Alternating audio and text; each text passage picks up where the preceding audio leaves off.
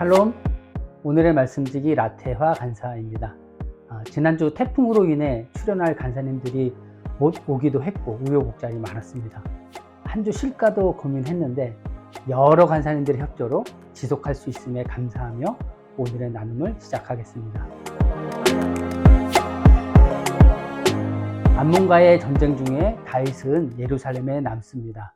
온 이스라엘 군대가 전쟁터에 나갔는데 지도자가 나가지 않았다는 것은 뭔가 잘못되어 가고 있음을 암시합니다. 다윗은 한가롭게 낮잠을 자고 저녁에 일어나 왕궁 옥상을 거닐다가 한 여인이 목욕하는 것을 봅니다. 순간적으로 정욕에 사로잡힌 다윗은 그녀가 누구인지 알아오게 합니다.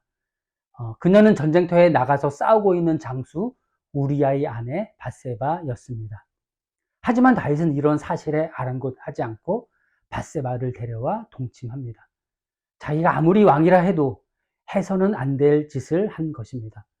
부하를 전쟁터에 내보내놓고 그 부하의 아내를 탐하다니 너무나 파렴치합니다. 사건은 여기서 끝나지 않고 더 큰 비극으로 치닫습니다. 공교롭게도 밧세바는 그 일로 인해 임신을 합니다. 어쩌면 다윗은 한순간의 정욕을 채우고 없던 일처럼 지나가려 했을 것입니다. 그러나 다윗의 생각과는 다르게 일이 꼬여갑니다.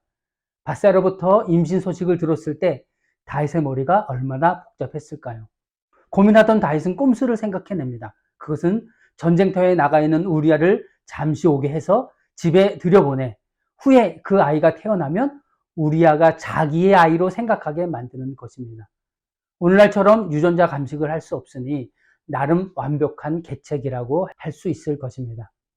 하지만 이번에도 다윗의 생각대로 흘러가지 않습니다. 다윗은 전쟁터에 우리아를 불러들였고 우리아에게 집에 가서 자도록 유도합니다. 그러나 충직한 우리아는 집에 가지 않고 왕궁 문에서 부하들과 같이 잡니다.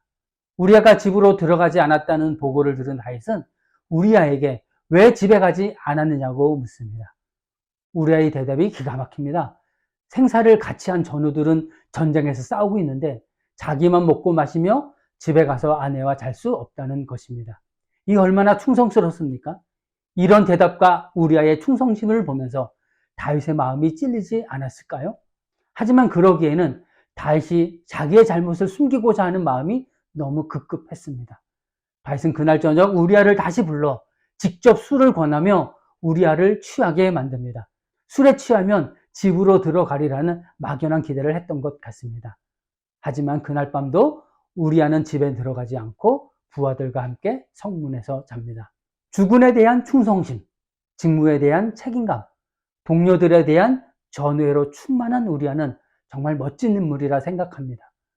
그렇기에 우리아의 이런 말과 행동은 죄악을 가리기 위해 전전긍긍하는 다윗의 모습과 극명하게 대조를 이룹니다.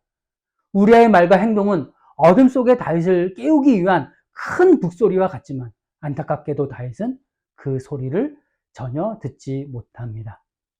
오늘의 사건은 다윗의 생애 전체를 볼 때 그의 인생이 곤두박질 치는 단초가 됩니다. 마땅히 있어야 할 곳에 있지 않음으로 인해 다윗은 해서는 안 될 짓을 하고 씻을 수 없는 죄악을 저지르며 인생 후반에 비극적인 내리막길을 걷게 됩니다.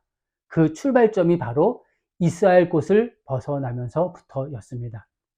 누구나 있어야 할 자리에 있어야 합니다. 그 자리를 벗어날 때 문제가 생깁니다.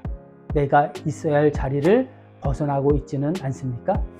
내가 있어야 할 자리를 생각하고 그 자리를 지키는 하루가 되기를 바랍니다.